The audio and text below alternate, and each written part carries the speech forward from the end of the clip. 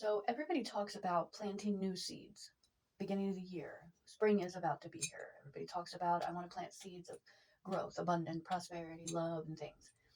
But if you think about that in the context of a garden, before you can even plant the seed or even think about what you want to plant, there is a whole process to breaking ground that you must do first.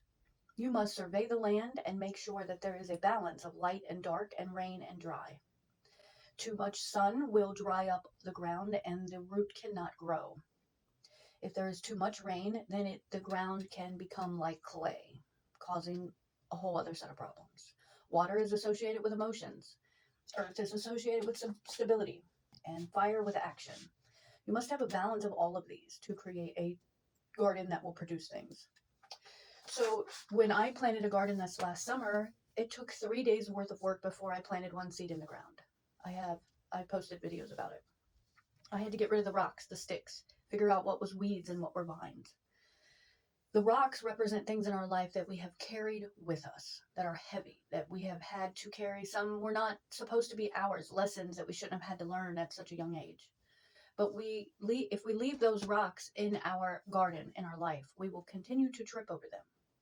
We try to plant seeds on these, and yet the root cannot take into the ground. It will not grow. It will not produce what we want. The sticks are easily things that are easily moved, habits that we can change, the way we talk to ourselves, people we associate with.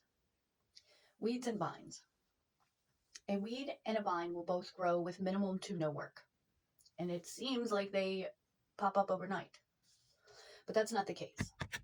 A weed grows and sucks the life out of you because it will mimic the life, the chemicals of the plant that it is next to, and it will suck all of the nutrients out of the rose, out of the carrot, whatever it is, and it will take everything from you.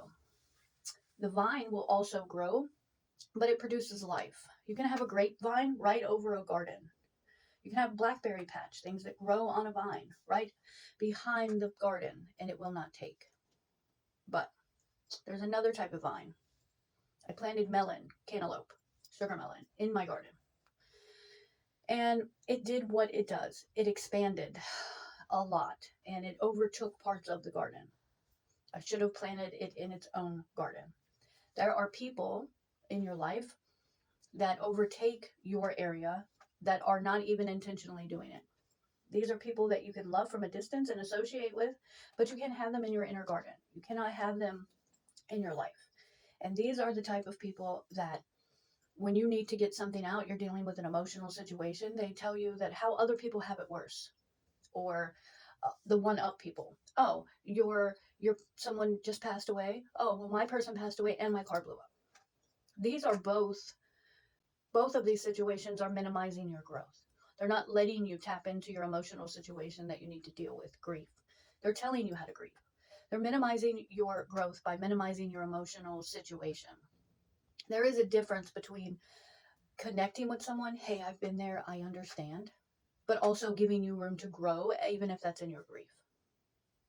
We take these rocks and sticks and we move them to the outside of our garden, not as a way to put up a wall so that we don't let anyone in, but as a reminder of who we will no longer be as we take on healthy ground, break ground so that it's conducive for the things that we want to grow in our life. Keeping everyone out is not a good idea, but letting anyone in our garden is a bad idea also. We put up a fence, a border of protection around our garden.